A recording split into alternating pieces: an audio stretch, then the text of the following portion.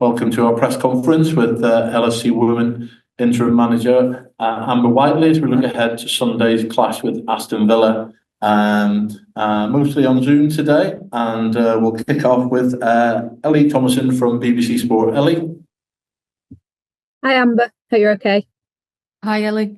Obviously it's been 7 days now since your last game. How's the team looking as it stands before Sunday's game? Team news is good. Got everyone fit, healthy, just still without Hannah. She had a little setback earlier in the week, but we shouldn't keep her out too much longer than expected.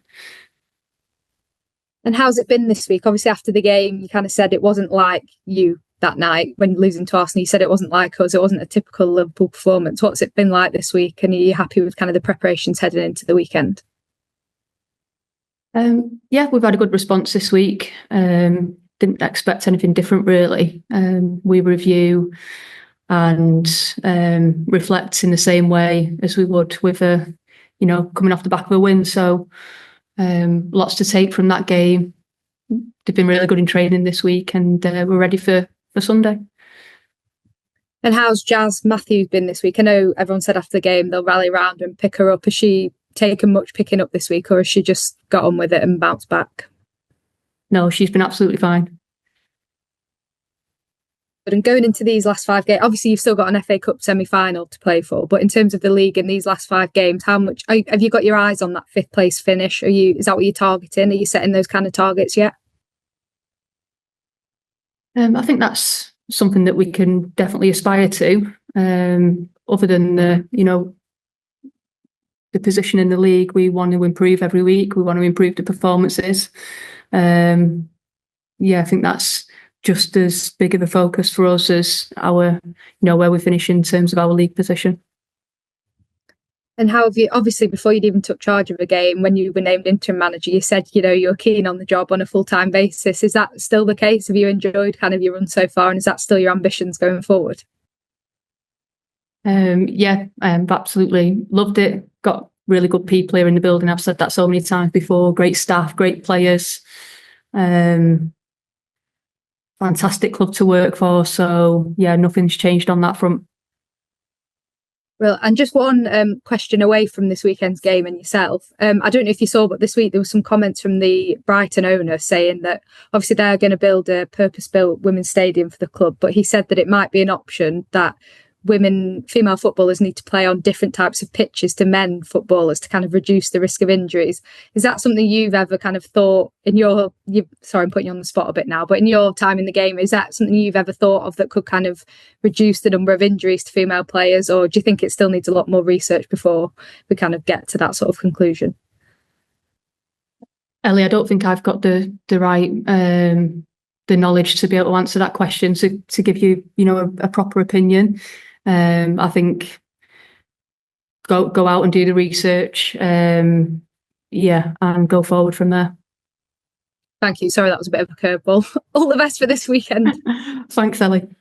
Thanks, Ellie. And we'll go to Megan Fringa from The Athletic. Megan? Yeah. Hey, how are you? Blah, blah. Sorry, I'm all over the place in this shop. How are you doing today? Yeah, good. Thanks, Megan. Yeah. Real quick, you just said that the last game wasn't a typical Liverpool performance. Obviously, you've only been in charge for a couple of games now, but under you, what do you think a typical Liverpool performance is? Organised, with and without the ball. You should see clear structure, work ethic, so hard running, again, with and without the ball, goals, and good at defending our own goal too. So all of the things that you would expect from Liverpool Football Club, from a team that plays for Liverpool, all of the things that our fans want to see and to get behind. And looking at your opposition this weekend, Villa, when you look at that team, do you expect them to be in the position that they are currently? I think they've got a really good squad over at Villa. Obviously, Natalia's still quite new in. I think she needs some time to really bed in her ideas. But we've got to be they've got a really good team, and we've got to be ready for that threat on Sunday, because they're absolutely capable of producing a good performance and putting us under pressure. So yeah, we've got to be ready for them on Sunday. And I know you can't say too much because obviously you've got to keep some aces up your sleeve. But when you do consider Villa, what do you think their biggest sort of strength is? I think the biggest strength lies in their top line. So much pace and power in their front line. They can be quite direct at times. Good movement. So yeah, I think that's the biggest thing that we've got to be wary of on Sunday. Cool. Thank you so much, and good luck this weekend. Thanks, Megan. Thanks, Megan. We go to Sophie from Girls on the Ball. Sophie. Hey Amber, good to see you. I was just going to ask about maybe the psychology of these kind of games, because you kind of you're 1 point off fifth, but playing a team kind of in that relegation battle who are fighting for everything.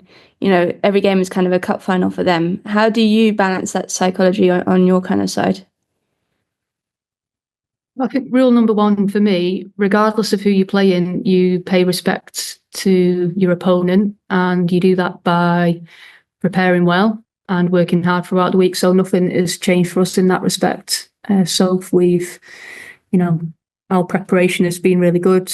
It's been really diligent, and they've been brilliant in training. So we'll be, properly prepared for Sunday. And in terms of looking at the block that you've had, it's been really maybe bar the blip last week, it's been quite a pretty successful block. What have you learned about yourself in this last 3 weeks and about your team? Good question. I'm not sure if I've had time to properly reflect from a personal standpoint, but I think from a team perspective, it's just really affirmed what I knew already, that we've got really good people in the room, really talented playing squad, and they've been able to, I think, really show themselves in this last block of games. They've shown great character and really great quality at times as well, with and without the ball. So I've been super pleased with them, and I'm really proud of them too. And I guess maybe international break gives you that chance to reflect a little bit. Yeah, I'll go away and do that self-reflection for sure.